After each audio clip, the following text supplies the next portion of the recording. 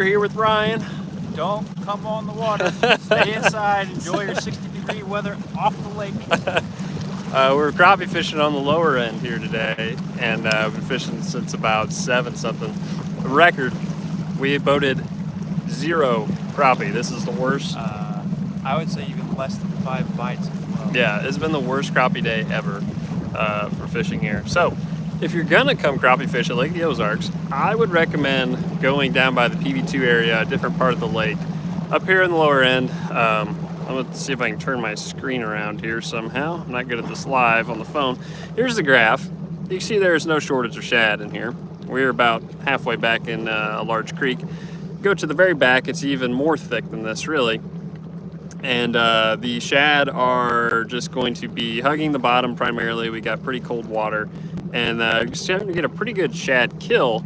And you're also be able to find massive schools of crappie in certain areas, but cannot buy a bite for anything that we've used. Different sizes, profiles, colors. I used a slip bobber, float and fly type thing, trying to just make them bite and can't get them to do it. We tried speeding it up, slowing it down.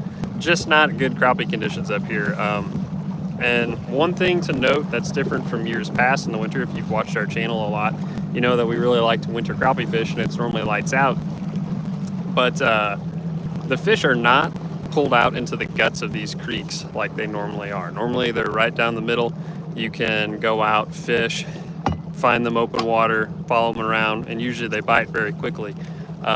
This year in particular though, they seem to be pulled up on points. So any sort of secondary point that is close to deep water is generally where we're finding most of these schools of fish, but again, they're just not willing to bite.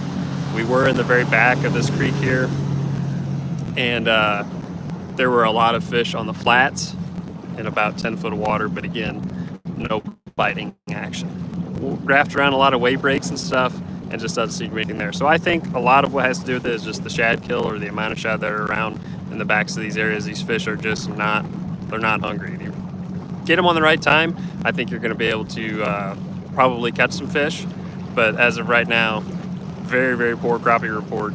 So I would recommend not coming to the lower end to save you some time, save you some frustration, and head on out to PB2 area, Shawnee Bend type area even, would be a little bit better to maybe get some fish in the boat so you can have something to eat. So we're gonna sign off here. I figured it was easier just to do a live like this to try and get you some information rather than trying to make a video that comes up later. So good luck to you guys if you do crappie fish. We threw the Kitech Easy Shiner, baby shad, and a little live roamer and stuff in all variety of colors, and none of them seem to produce any better than the other, have any more activity, any followers. The best strike activity was I don't know which color you had with the chartreuse tail. Oh yeah, I had a blue ice with a chartreuse. I put a little chartreuse marker on there.